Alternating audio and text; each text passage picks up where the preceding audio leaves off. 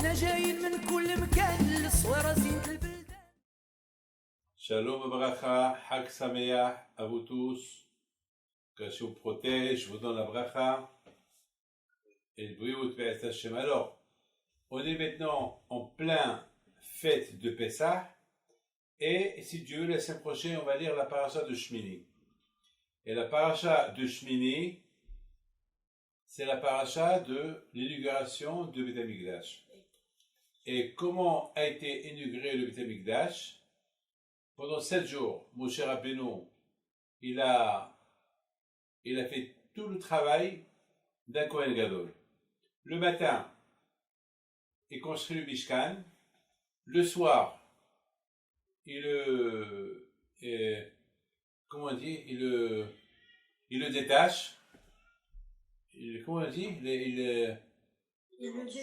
démonte, voilà.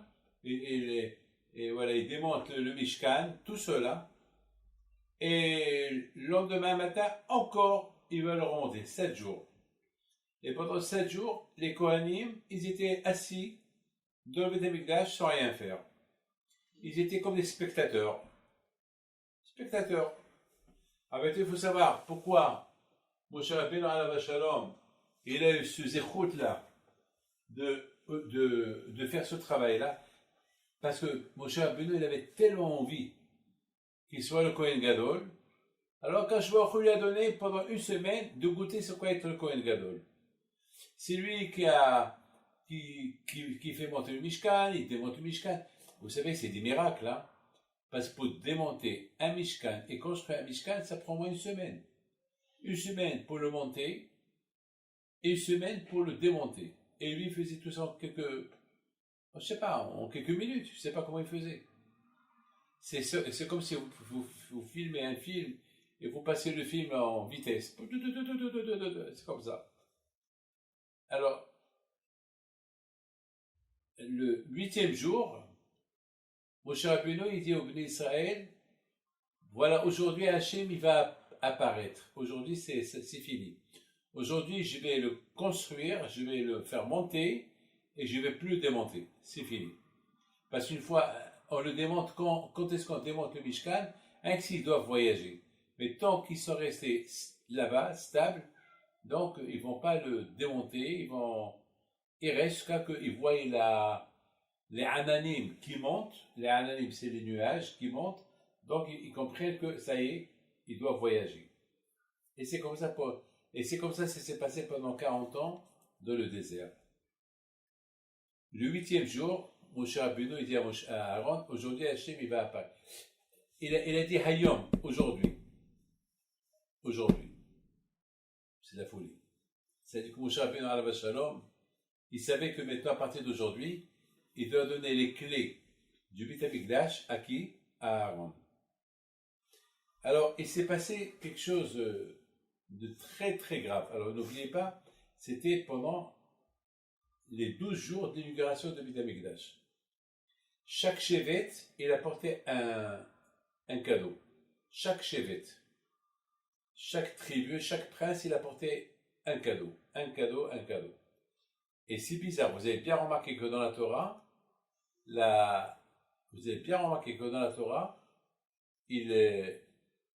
on précise que le sacrifice qu'ils ont apporté, les 12 tribus, c'était le même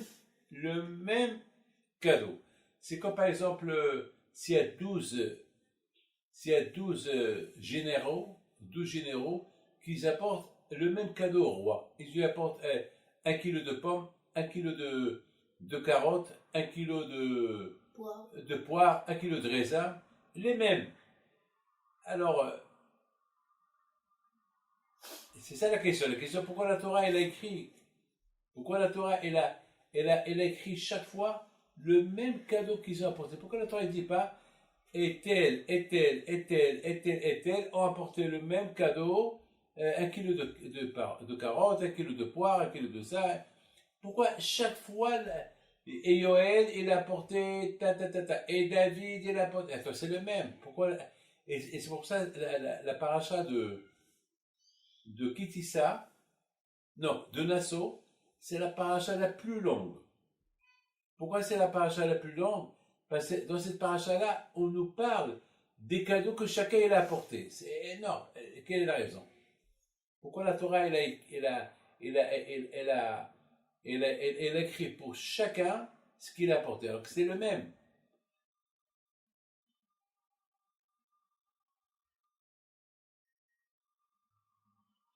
La réponse, elle est, de là on voit que Akadosh Baruch Hu, combien il aime Am Israël. Il aime Am Israël que pour Akadosh Baruch Hu, chaque tribu, c'est un amour particulier pour chaque tribu. C'est comme par exemple celui qui a 12 enfants. Il n'y a pas de différence entre les 12 enfants. Il y avait une fois, il y a un enfant qui a dit à sa mère, et il y avait une maman qui avait 10 enfants. Et un enfant, il a dit à sa mère, maman, qui tu aimes le plus des 10 enfants? Alors, la maman, elle répond à son fils, j'ai 10 doigts. Est-ce que tu peux me dire lequel j'aime le plus? Ben, j'aime les 10. J'ai besoin des 10. Voilà, j'ai besoin des 10 doigts. Donc, on voit ici que Akadosh Baruch Hu, il aime tellement les 12 tribus que la Torah, elle a écrit, même que la Torah, elle a répété. Elle a répété, et celui-là, il a porté ça, et celui-là, il a... Et c'est le même. Mais la Torah, elle nous apporte combien Akadosh Baruch Hu, il a mis il a mis les Shvatim, les 12 tribus, il les a mis dans une plateforme à égalité. Pour ne pas qu'on dise, oui, pourquoi ma tribu n'a pas été mentionnée? Alors on va répondre, mais aucune tribu n'a pas été mentionnée. Mais quand même, alors il va dire, mais quand même, j'étais quand même... pourquoi toujours on mentionne les autres et moi on m'a pas mentionné pour une fois? Donc la Torah, elle parle du sacrifice que j'ai apporté. Pourquoi? Alors la Torah, vous savez pourquoi Akadosh Baruch Hu a fait ça? Parce que Akadosh Baruch Hu, il a voulu que les princes d'Israël, ils seront exemplaires pour tout le monde. Hachem, il a voulu que les princes d'Israël, ils seront exemplaires. Ça veut dire que chaque jour, on faisait une fête à quelqu'un. Et la Torah, elle écrit, et ce quelqu'un, il a porté ça et ça et ça et ça. Et le lendemain, on faisait une fête à l'autre. Et la Torah avait écrit, il a porté ça et ça et ça, comme qu'il a porté hier, le premier. Et tout le monde va être content avec lui. C'était Ahdout. C'était vraiment la Ahdout. C'est la raison pourquoi la paracha de Nassau, elle tombe toujours aux environs de Shavuot. Toujours, elle tombe aux environs de Shavuot. Pourquoi elle tombe toujours aux environs de Shavuot? C'est parce que tout le but de la Torah, c'est l'union. Tout le but de la Torah, c'est l'union. Et c'est la raison pourquoi la Torah, elle a pris... alors que vous savez que la Torah, toujours, elle est en résumé. La Torah, toujours... elle écrit en résumé. Et là, la Torah, elle répète. Et vous avez bien remarqué que même ceux qui ont apporté les sacrifices, c'était pas en ordre. L'autre, c'est Reuben, Shimon, Yehuda, Issachar, Zvulon, Naphtali, Dan, Asher. Il y a un ordre, oui ou pas? Et là, il n'y avait pas d'ordre. Là, par exemple, comment ça s'appelle, Ephraim, c'était le 8e jour. Alors que Ephraim, il devait être le 13e, le 12e, parce qu'Ephraim, c'est le dernier. On a vu qu'ils l'ont mis le 8e, c'est-à-dire là, il n'y avait pas d'ordre. Pourquoi pas chez Akadosh Baruch Hu? Akadosh Baruch Hu, il aime les Shvatim. On aurait pu dire Yehuda. Yehuda, c'est le super. Ben, Issachar. Well, Akadosh Baruch Hu, il n'a pas d'ordre. Parce que, pour ne pas qu'on vienne dire, ah oui, Yehuda, c'est le super, et vous comprenez? Ils vont dire, oui. Alors voilà, tout le monde va dire, ah ben, la Torah, elle n'a pas mis de l'ordre. Pourquoi elle n'a pas... Parce que la Torah, elle les a mis tous ensemble. Vous savez, une fois, j'ai expliqué, j'ai dit que il y avait une fois, j'ai réuni des rabbins. Et parce qu'il y avait un problème que nous, les rabbins, on devait résoudre ce problème-là. Ah, mais je ne savais pas comment s'asseoir dans la table. Parce que chaque rabbin veut être assis à la tête. Alors que j'ai fait, j'ai commandé une table ronde, et alors tous les rabbins étaient assis en rond.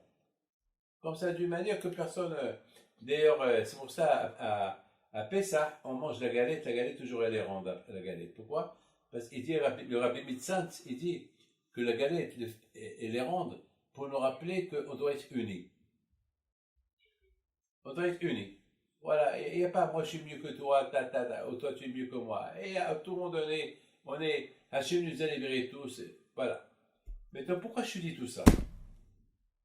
Et pourquoi je parle des Nissim et pourquoi je parle de ça? Pourquoi je parle de ça? Parce que je me suis toujours posé une question. La question que je me suis posée, pourquoi Nadav et Abihu ont été punis? Je n'ai pas compris pourquoi ils ont été punis. Alors, la Torah dit qu'ils ont été punis parce qu'ils ont ajouté du feu. Parce que le feu, lorsqu'ils ont inauguré le Beth Amikdash, et Aaron la Cohen, il a fait le sacrifice, et le feu, il est descendu du ciel. Le feu, il est descendu du ciel. C'est de la folie, hein. Le feu qui vient, bam. C'était un feu nouveau, le feu du ciel. Et à partir de ce jour-là, ce feu-là, du Mizbeach, jamais s'est éteint.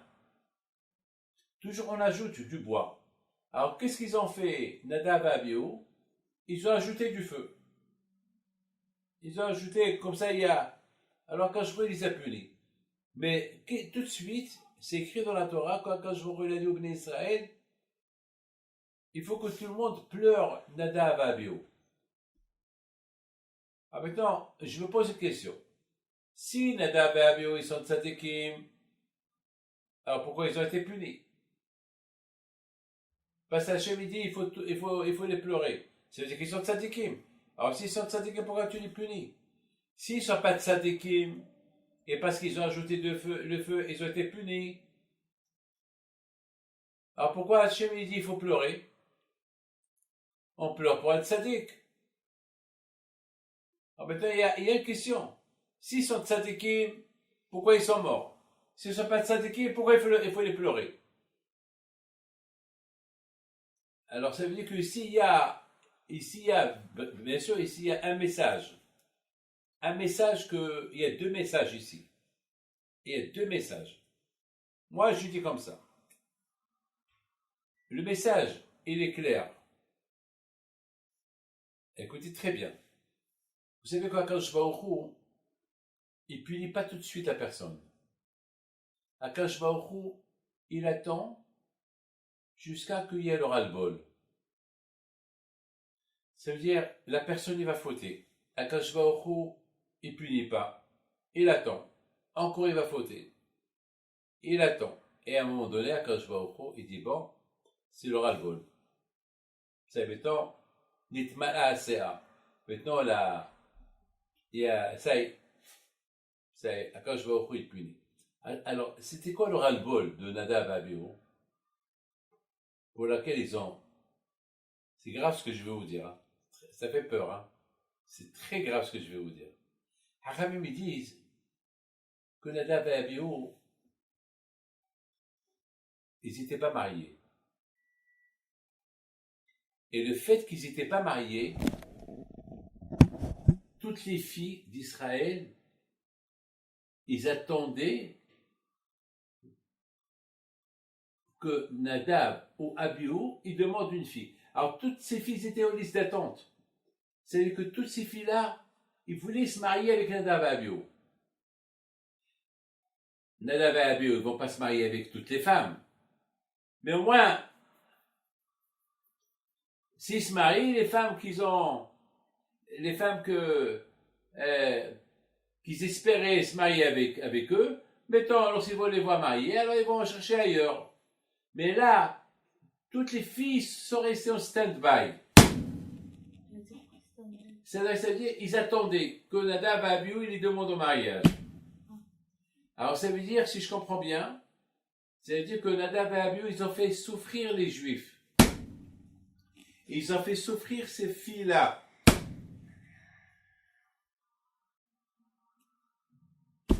Tu as compris? Vous avez compris? Ils ont fait souffrir ces filles-là. Alors que le Mishkan, le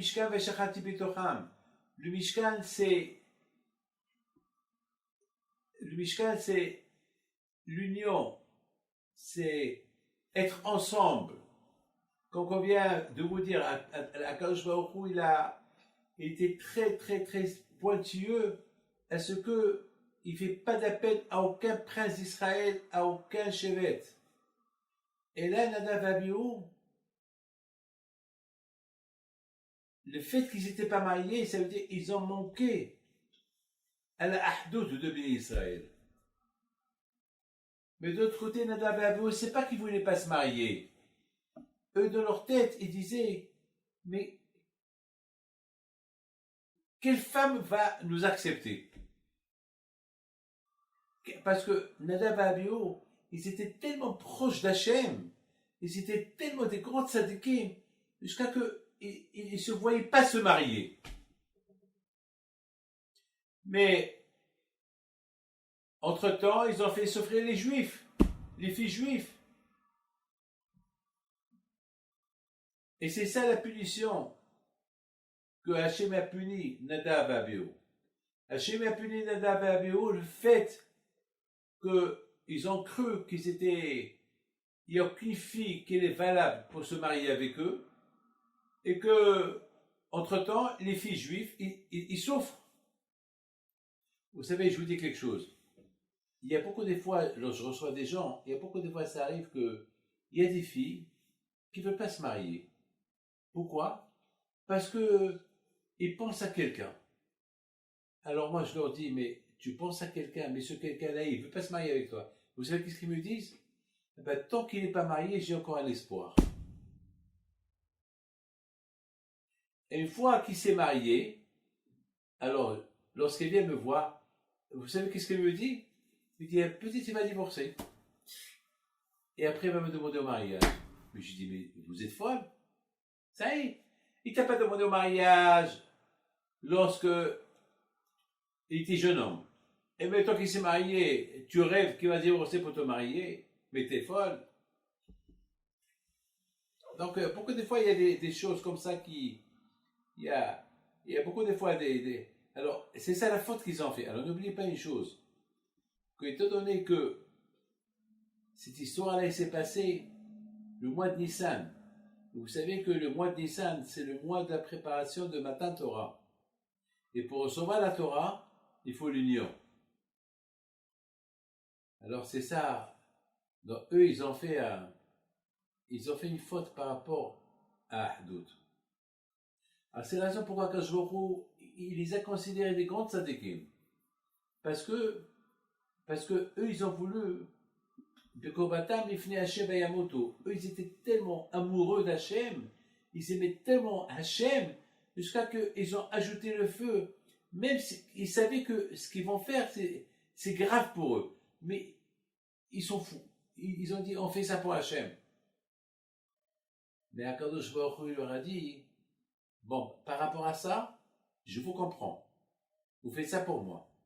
Mais par rapport à ce que vous avez fait aux jeunes filles d'Israël, que vous les avez laissées attendre, vieillir, pour que vous deux vous les demandiez au mariage, ça je ne peux pas pardonner. Donc, par rapport à leur tzidkout, toi, Israël, il les a pleurés, mais Hachem, il est extraordinaire. Akadosh Baruch Hu, il les a punis. Une fois qu'il les a punis, ils sont morts. Alors les filles juives qui les attendaient, alors là, ça y est, ils ont pris... Ça y est, ils ont compris que maintenant ils peuvent chercher ailleurs, et voilà, ils vont chercher ailleurs. Il faut savoir que maintenant, nous sommes de Pessah jusqu'à Shavuot, on se prépare pour Matan Torah. Ou pas? On se prépare pour Matan Torah. Et pour se préparer pour Matan Torah, il faut l'union. Et c'est la raison pourquoi les Talmidim de Rabbi Akiva, ils sont morts de Pessah à Shavuot. Pourquoi ils sont morts à Pessah à Shavuot? Parce qu'ils ont manqué de respect. Ok. Entre eux, et c'est quoi comment on peut imaginer que les Talmidim de Rabbi Akiva, ils vont se manquer de respect entre eux. C'est des grandes tzadikim, David. C'est comme Abishon Boyhai, Rabbi Meir Alanes. C'est des grands tzadikim. On peut pas imaginer qu'ils vont se manquer de respect. Shalom. C'est pas. Mais à leur grandeur, selon leur grandeur, ben ils ont été punis. Ben, comme Nadav et Abihu, selon leur grandeur, ils ont été punis. Eux, finalement, ils se sont pas mariés. Ils se sont pas mariés, pourquoi? Parce que ils disaient, si on va se marier, on va être occupé avec les enfants, on va s'occuper de la femme, et on va pas servir Akadosh Baruch Hu comme il faut. Mais de l'autre côté, Akadosh Baruch Hu leur dit, non. Alors si chacun pense comme vous, alors personne va se marier. Il n'y aura rien du tout. Donc c'est la raison pourquoi les élèves de Rabbi Akiva, ils sont morts. Et ce qui est incroyable, c'est que chaque jour, il y avait presque 500 à 600 enterrements. Chaque jour. Et aucun n'a pensé pourquoi il meurt. Imaginez-vous Rabbi Akiva pendant de Pesach à Shavuot, chaque jour il allait enterrer 500 millième. Mais attends, mais personne ne se réveille, mais personne ne se demande pourquoi. Alors il y avait 24 000 élèves, ils sont tous morts, il reste 500 élèves, mais personne ne se pose la question. Eh bien justement parce que chacun il disait c'est pas à cause de moi. Chacun croyait que il a rien à, c'est une xéra melacham, une épidémie. J'ai rien chacun croyait qu'il avait rien à se reprocher. C'est grave là. C'est très grave de dire on n'a rien à se reprocher. On ne peut pas dire ça. C'est très grave de penser qu'on n'a rien à se reprocher. À tel point que Hakam me dit, lorsque quelqu'un d'un groupe il meurt, il faut que tout le groupe a peur. Pourquoi? Parce qu'on ne sait jamais ce qui peut se passer au reste du groupe. Vous savez que le Mishkan, c'était le symbole de l'union, oui ou pas? Ça veut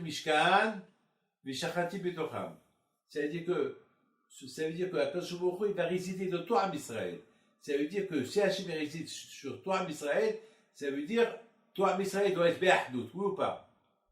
Si Hachem il est dans toi en Israël, ça veut dire qu'il faut qu'il y ait Ahdout. C'est-à-dire que Akadosh Baruch Hu, finalement, sa présence chez nous, ça nous ramène à la Ahdout, oui ou pas? Avec toi, la question elle est grande.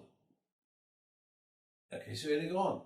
Et Nadav et Abihu, le Mishkan, c'est le symbole de Ahdout. Il y a plein de femmes ils attendent que tu les maries. Alors où est l'Ahdout? Où est l'union? Vous pensez à un qu'au Beth Amikdash? Vous pensez à qu'ajouter du feu sur le Beth Amikdash, sur le sacrifice? Mais vous-même faites un sacrifice. Annulez-vous, mariez-vous, accomplissez ce que la Torah dit. Alors c'est la raison pourquoi ils sont morts symboliques. À partir de là, toi, Misaël, a compris que le Mishkan, c'est l'union et que on peut pas ignorer lorsqu'on sait qu'il y a des gens qui dépendent de nous, on ne peut pas ignorer de ne pas les aider. Et Nadav et Abihu, il y avait plein de femmes. Il y avait des milliers de femmes. Ils n'ont pas voulu se marier, vous vous rendez compte? Ils n'ont pas voulu se marier. Pourquoi? Parce que chaque fille disait, peut-être moi je vais avoir le zéro de marier à Nadav. Et l'autre il dit, peut-être moi je vais marier à Abihu. C'est ça qui sont morts. Alors là, toutes les femmes, ils ont perdu l'espoir. Mais vous vous rendez compte, d'Akadosh Baruch Hu punit. Il a puni Nadav et Abihu à cause de ça. Nadav, Abihu. Regarde comment Akadosh Baruch Hu il a fait pour l'inauguration du Mishkan. Il a écrit dans la Torah chaque chevet, ce qu'il apportait, alors que la Torah, il aurait pu généraliser. Et tel, ils ont apporté le même sacrifice, pam. Et la Torah, non. Et c'est étalé. Alors que la Torah, beaucoup de fois la Torah, elle est très short, elle est très courte dans ses dires, et là la Torah elle a écrit plein. Vous savez que la construction du Mishkan aussi, la construction du Mishkan, il y a presque 4 parachiotes qui parlent. il faut faire ça, il faut faire ça. Et après, c'est écrit. Et Moshe, il a fait. Et Moshe, il a fait. Après, et les Juifs, ils lui ont apporté ça, ça. Pourquoi tout ça? Parce que le Mishkan, il représente l'union. Étant donné que le Mishkan il représente l'union, c'est pour ça que la Torah elle a détaillé chaque chose du Mishkan qu'il a été construit. C'est de la folie, ça. C'est inimaginable. Je vous raconte une belle histoire. Très belle histoire. Je l'ai lu, c'est une belle histoire. Il y avait un enfant que ses parents, ils habitaient à Modi'in Eilit. Ils avaient un rendez-vous avec le docteur à 4 heures. Donc, ils ont quitté la maison à midi et demi. Ils ont pris le bus. Et malheureusement, il y avait beaucoup de circulation. Beaucoup de circulation. Et lorsqu'ils sont arrivés à Yerushalayim, c'était presque 4 heures. Ils avaient rendez-vous à 4h30. Il devait être le dernier client. C'est-à-dire que s'ils ne sont pas au bureau à 4h30, le médecin il s'en va. 4h15. Alors, le mari dit à sa femme, viens, on descend du bus, on prend un taxi. Avec le taxi, on va arriver plus vite. Ils prennent le taxi, et avec le taxi aussi, il y avait la circulation. Voilà. Alors, le garçon, qu'il avait 11 ans, il était stressé. Très stressé. Déjà 4 heures dans les bus, et sa femme, et sa mère, il lui dit, Moïse, ça va, Be'ezat Hashem, on va arriver. Et lui, il bouge. Ima, et la mère, elle lui parle, Be'ezat Hashem. Alors, à un moment donné, il était 4h30, et alors, le mari, il dit à sa femme, bon, même si il est 4h30, quand même, on va aller pour être sûr que le médecin n'est pas là. Bon. Mais le garçon était stressé. Ima, Anilo, c'est l'ahzor, je ne veux pas encore retourner chez le médecin encore une fois. Il était stressé. Et la mère, elle dit, mais peut-être Mina Shamaim, Zeletova, peut-être Akash Baruch Hu, il a quelque chose que l'on ne comprend pas. Mais c'est pas grave. Si on doit retourner, on retourne. Elle parlait. Et la maman, elle le consolait doucement. Et je vais t'acheter un cadeau. Il n'ait pas peur. Et à un moment donné, le fils, il s'est calmé. Il dit à sa mère, baissez là, Emma. Alors, ça veut dire que ça fait, alors, il n'y a pas de rendez-vous. Bon, on va voir. Ils descendent. Ils payent le taxi. Ils rentrent. Ils vont à la Mahlaka, là où il y a le médecin. Ils ont dit, il est 5h moins quart. Le médecin, bon, il est parti. Alors, l'enfant, il ne s'est pas énervé. Il a dit à sa mère, ok, ma, on retourne la semaine prochaine. Alors, sa mère, elle le console, ils descendent, ils voient le taxi qui les attendent. Alors, le driver, il leur dit, le taximan, il leur dit, alors, vous avez raté le truc? On l'a raté. Bon, tout d'abord, je tiens à vous rendre votre argent. Je ne veux pas de votre argent. Et si vous voulez que je vous accompagne au bus, ou je vous accompagne jusqu'à Modi'in, je vous accompagne gratuitement. Ah bon? Pourquoi tout ça? Parce que ça fait 30 ans que j'ai enlevé les tefilines. Ça fait 30 ans que je fais plus de religion. Ça fait 30 ans que je suis perdu.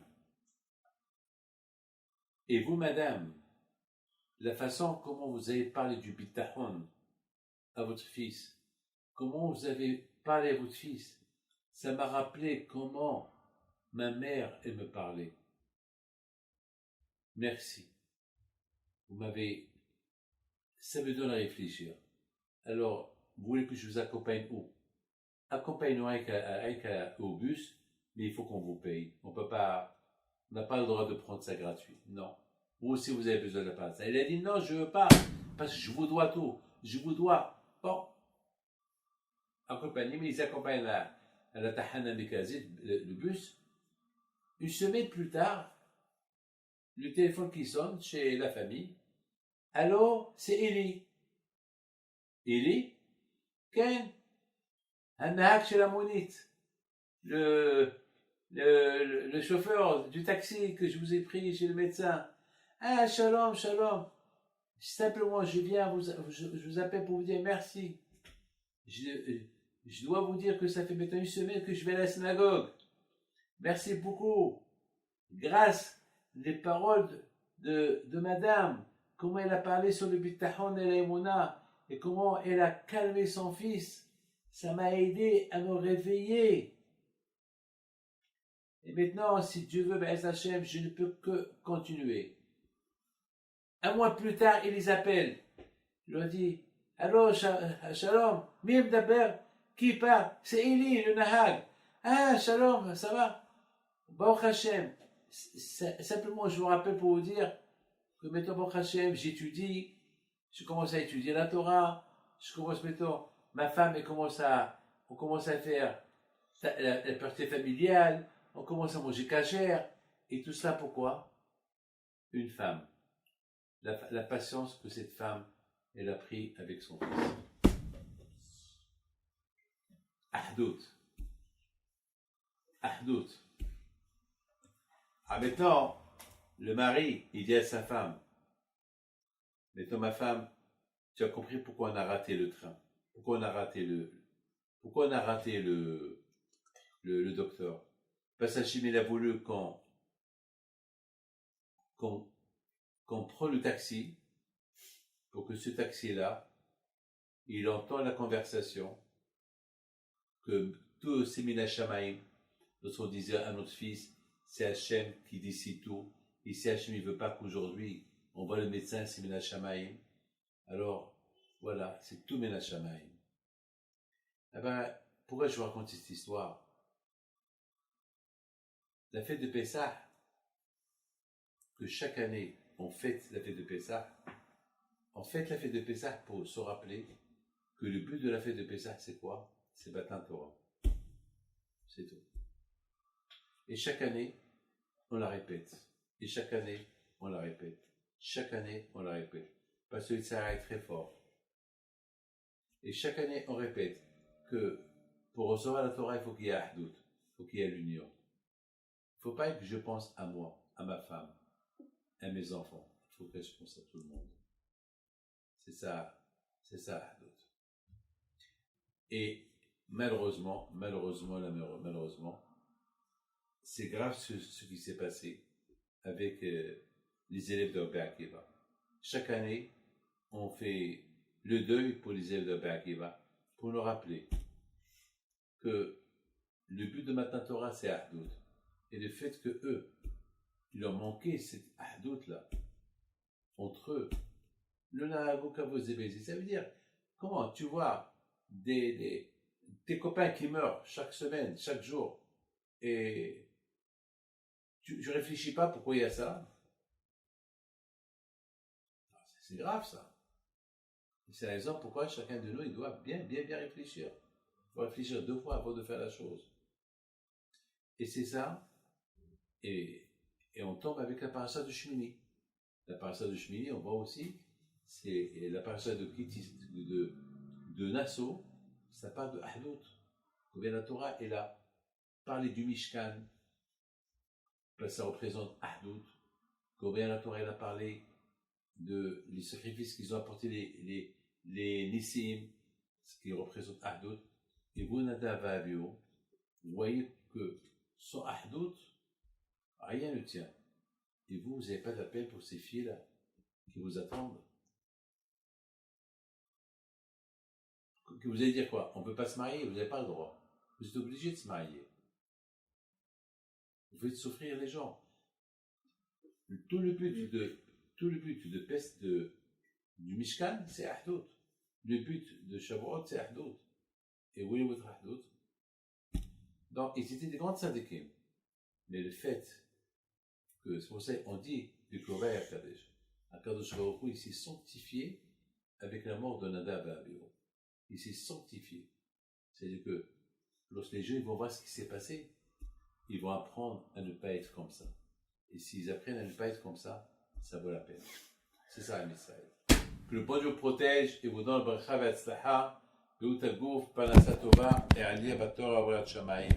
Amen.